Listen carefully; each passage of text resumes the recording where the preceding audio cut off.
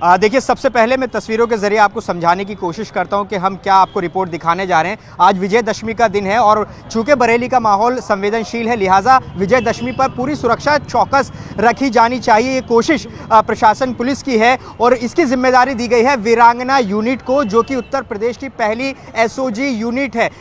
इस यूनिट को आपको दिखाते हैं। इसमें 8 महिला कमांडो हैं। ये उत्तर प्रदेश की पहली महिला एसओजी यूनिट है। इसमें आप देख सकते हैं तमाम हथियारों से ये लैस हैं और ख़ास तौर से महिला सुरक्षा के मद्देनज़र ये बहुत इंपॉर्टेंट है। तमाम तरह की ट्रेनिंग इनको दी गई है। अब से थोड़ी देर में इनकी फुट पेट्रोलिंग शुरू होगी, लेकिन एसपी साउथ हमारे साथ हैं अंशिका वर्मा जी, जो कि बताएंगी इस यूनिट के बारे में। मैम, ऐसे माहौल में जब वायलेंस हुआ, बवाल हुआ, उपद्रव हुआ, तो ऐसे में ये क्विक रिएक्शन टीम जो है वीरांगना यूनिट, इसकी भूमिका कितनी इंपॉर्टेंट है और किस तरह से ट्रेंड है? ये जो वीरांगना यूनिट है हमारी, इसको वेपन ट्रेनिंग अलग से हमने दी है। सभी प्रकार की ट्रेनिंग दी गई है इनको, मिक्स मार्शल आर्ट्स की, सेल्फ डिफेंस की, सर्वेलेंस की भी ट्रेनिंग दी गई है। तो ये सभी प्रकार से सभी प्रकार की चुनौतियों से निपटने के लिए सक्षम है टीम और आज इनको तैनात किया गया है, सड़कों पर उतरी है और जो महिला सुरक्षा हमारी प्राथमिकता है उसके पॉइंट ऑफ व्यू से भी इनको तैनात किया गया है। मैम, कल मार्च भी किया गया, 800 पुलिसकर्मी उसमें मौजूद थे, ये टीम भी उसमें मौजूद थी। तो ऐसे में ये यूनिट 1 महीने पहले इसकी शुरुआत की गई थी, लेकिन जब उपद्रव जैसी स्थिति जैसे 1 हफ्ते पहले बरेली में बनी, तो इसमें उनकी भूमिका किस तरह से रहती है? जो सामान्य भूमिका है पुलिसकर्मी की, जो भी ड्रिल सिखाई जाती है पुलिसकर्मियों को, वही इनकी भी भूमिका रहती है।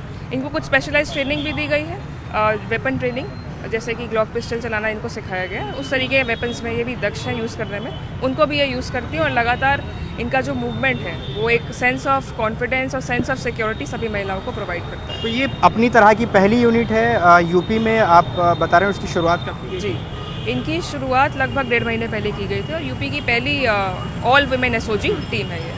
मैम, चूँकि आप जिम्मेदारी यहाँ पर संभाल रहे हैं, अभी बरेली हिंसा को लेकर क्या अपडेट हैं और क्या आप कहना चाहेंगे? अभी स्थिति तो सामान्य नज़र आ रही है।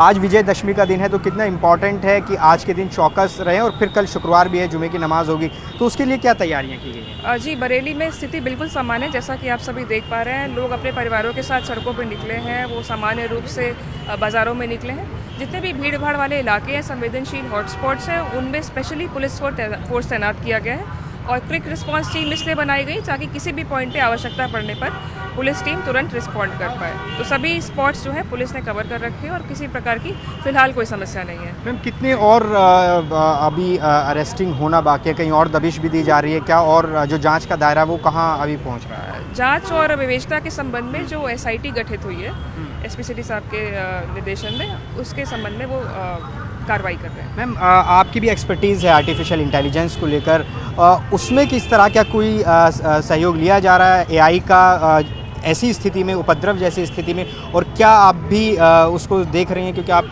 इसके एक्सपर्टीज़ हैं? यहाँ पे एक integrated command and control centre है, वहाँ के कैमरा खंगाले जा रहे हैं और जो फेशियल रिकॉग्निशन टेक्नोलॉजी होती है उसका भी यूज़ किया जाएगा और जितने भी राइटर्स हैं उनको रिकॉग्नाइज करके आइडेंटिफाई करके उन पर कार्रवाई की जाएगी। तो क्या अब इनका मार्च लगातार इसी तरह से चलेगा? ये जो क्यूआरटी टीम है और जो महिला पुलिसकर्मी कल उनका मार्च हुआ था, ये जो फुट पेट्रोलिंग है, रूट मार्च एक रूटीन प्रक्रिया भी है और मिशन शक्ति फेज़ 5 भी ऑनगोइंग है। उसके तहत भी जो निर्देशन मिले हमको, जो निर्देश मिले उसके तहत भी इनका मार्च अभी फिलहाल चलता रहेगा। ठीक है। अंशिका वर्मा जो कि एसपी साउथ हैं और बता रही हैं बहुत तफसील से कि ये टीम किस तरह से काम कर रही है और ये टीम आप यहाँ पर देख सकते हैं। इनसे भी बात करने की कोशिश करेंगे। आप मैम क्या कहेंगे, आपकी किस तरह से ट्रेनिंग हुई है और बरेली जैसे माहौल में कितना ज़रूरी होता है कि क्यूआरटी टीम को उतारा जाए? सर, कंप्यूटर फिटनेस ट्रेनिंग की है, सीएफटी, फिर सर क्रोमागा, सर ये सभी किया है। तो बहुत ज़रूरी है सर इस दंगे में स्पेशल फोर्स पाना कमांडो का।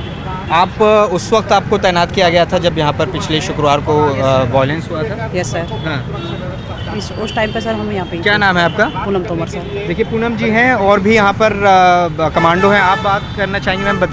बताइए क्या कहेंगे, किस तरह की ट्रेनिंग आपकी हुई है और बरेली जैसे माहौल में किस तरह से आपको ट्रेन किया गया है इस पर? हमको मार्शल आर्ट, ताई कमांडो, सेल्फ डिफेंस की और वेपन्स की भी ट्रेनिंग मिली हुई है हमको। बाकी सबसे अलग वही है कि हमसे महिलाएं और ज़्यादा प्रेरित हों। जो महिला अपराध हैं वो कम करने के लिए हम लोगों की यूनिट बनाई गई है।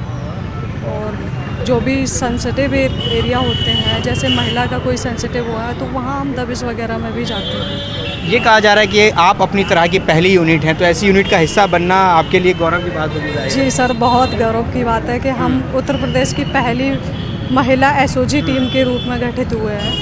ये देखो बाकी लोग भी प्रेरित। क्या नाम है आपका? जी शशि। शशि, देखिए ये वो महिला कमांडो हैं एसओजी, जिसका नाम वीरांगना यूनिट दिया गया है। और ख़ास बात यह है कि महिला सुरक्षा और महिला अपराधों में कमी के लिए ये टीम बहुत महत्वपूर्ण योगदान निभाती है। और यही वजह है कि जब बरेली में हिंसा हुई और चाहे दबिश देनी हो या फिर दूसरी कार्यवाही करनी हो, ऐसे में क्यूआरटी एसओजी के इन कमांडो का बहुत अहम रोल होता है। और इसी तरह से हमने कल देखा था, कल भी इस टीम का मार्च किया गया। इसके साथ साथ 800 महिला पुलिसकर्मियों को बरेली की सड़कों पर उन संवेदनशील जगहों पर उतारा गया जहां पर बवाल हुआ, उपद्रव हुआ। तो फिलहाल आज भी विजयदशमी के दिन इस टीम की तैनाती की गई है। इस टीम के अलावा बरेली के अलग अलग इलाकों में पुलिस इसी तरह से तैनात है। किसी भी तरह का कोई माहौल ख़राब ना हो, जो शांति स्थापित हुई है उपद्रव के बाद, उसे कायम रखने के लिए, लोगों में कानून व्यवस्था का भरोसा बनाए रखने के लिए पुलिस पूरी तरह से चौकस नजर आ रही है।